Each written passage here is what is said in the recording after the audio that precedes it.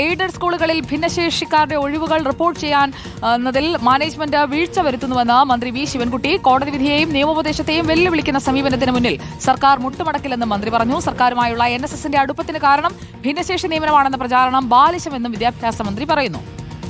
5000-ഓളം വരുന്ന ഭിന്നശേഷി സീറ്റുകൾ റിപ്പോർട്ട് ചെയ്യാനുണ്ട്. അത് വെറും ഒരു 1500 താഴെ മാത്രം റിപ്പോർട്ട് ചെയ്തിട്ടുണ്ട്. അത് വളരെ ഗൗരവമായിട്ട് ഗവൺമെന്റ് കാണുകയാണ്. ഭിന്നശേഷിക്ക് ഒഴിവ് ഉള്ള സീറ്റുകൾ റിപ്പോർട്ട് ചെയ്താലേ മതിയാവൂ. സംസ്ഥാനത്തെ അഡ്വക്കേറ്റ് ജനറൽ പറയുന്ന നിയമോപദേശത്തെയും വെല്ലുവിളിച്ചുകൊണ്ട് കാര്യങ്ങൾ ചെയ്യണമെന്നുള്ള നിർബന്ധ ബുദ്ധി ഒരു മാനേജ്മെന്റ് സ്വീകരിച്ചു കഴിഞ്ഞാൽ ആ മാനേജ്മെന്റ് രാഷ്ട്രീയ ലക്ഷ്യത്തോടുള്ള തീരുമാനമാണ് കൈക്കൊള്ളുന്നത്. അതിനു മുന്നിൽ മുട്ടുമടക്കുന്ന പ്രശ്നമേ ഇല്ല. സുപ്രീം കോടതിയുടെ വിധി പറഞ്ഞത് പിണറായി വിജയനാണോ? സുപ്രീം കോടതിയിലെ വിധി പറഞ്ഞത് സുപ്രീം കോടതിയിലെ ജഡ്ജിമാരാണ്. രാഷ്ട്രീയമാണോ എന്ന് ചിന്തിക്കുന്നതിന് മഹാബദ്ധമാണ്. ഗോപാൽ ശീലാസനൽ നമുക്കൊപ്പം ചേരുന്നു. ഗോപാൽ ശീലാസനൽ, ഭിന്നശേഷി നിയമനവുമായി അല്ലെങ്കിൽ ഭിന്നശേഷി ഒഴിവുകൾ റിപ്പോർട്ട് ചെയ്യുന്നതിലെ വീഴ്ച സംബന്ധിച്ച് ഇപ്പോൾ മന്ത്രി നൽകുന്ന വ്യക്തത എന്താണ്? സുജിയ, കുറച്ചു നാളുകൾക്ക് ശേഷം വീണ്ടും സംസ്ഥാനത്ത് ഭിന്നശേഷി അധ്യാപക നിയമനവുമായി ബന്ധപ്പെട്ട വിഷയം ചർച്ചയാവുകയാണ്.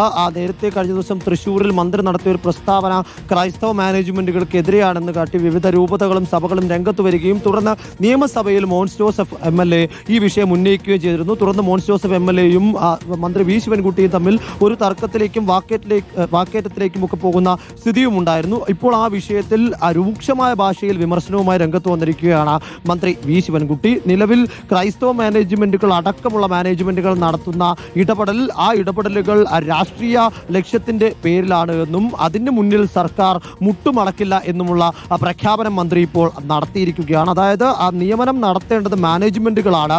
അതിൽ സർക്കാരിന് അംഗീകാരം നൽകുക മാത്രമാണ് ചെയ്യാൻ സാധിക്കുക. ഏകദേശം 5000-ഓളം ഒഴിവുകൾ റിപ്പോർട്ട് ചെയ്യേണ്ട ഇടത്ത് 1500-ൽ താഴെ ഒഴിവുകൾ മാത്രമാണ് ഇതുവരെ റിപ്പോർട്ട് ചെയ്തിരിക്കുന്നത്. വലിയ ഗുരുതരമായ വീഴ്ച ഈ ഒഴിവുകൾ റിപ്പോർട്ട് ചെയ്യുന്നതുമായി ബന്ധപ്പെട്ട് മാനേജ്മെന്റുകളുടെ ഭാഗത്ത് നിന്നുണ്ടായിട്ടുണ്ട്. അതിൽ കർശന നടപടി ഉണ്ടാകും. സർക്കാർ അതിനെ ഗൗരവത്തോടു കൂടിയാണ് നോക്കിക്കാണുന്നതെന്നും പറഞ്ഞു. അതിനോടൊപ്പം തന്നെ ഈ ഒഴിവുകൾ റിപ്പോർട്ട് ചെയ്യുന്നതിൽ വീഴ്ച വരുത്തിയ മാനേജ്മെന്റുകൾ എന്തിനാണ് സർക്കാരിനെ കുറ്റം പറയുന്നത് എന്നും NSSനെ പോലെ സ്വന്തമായി സുപ്രീം കോടതിയിൽ നിന്നൊരു വിധി നേടിയെടുത്തു കൊണ്ടുവരാനുള്ള മാന്യതയാണ് ഈ മാനേജ്മെന്റുകൾ കാണിക്കേണ്ടത്. അല്ലാതെ ഈ വിഷയത്തെ രാഷ്ട്രീയമായി വളച്ചെടുത്ത് തനിക്കെതിരെ തിരിക്കാനുള്ള നീക്കത്തെ അംഗീകരിക്കാൻ കഴിയില്ല. NSSന് ഇപ്പോൾ ഇടതുപക്ഷ സർക്കാരുമായി ഉണ്ടായിരിക്കുന്ന അടുപ്പത്തിന് കാരണം ഈ ഭിന്നശേഷി നിയമനവുമായി ബന്ധപ്പെട്ട് നടത്തിയ വിവരങ്ങൾ നൽകിയത് ഗോപാൽ ശീലാസനലാണ്.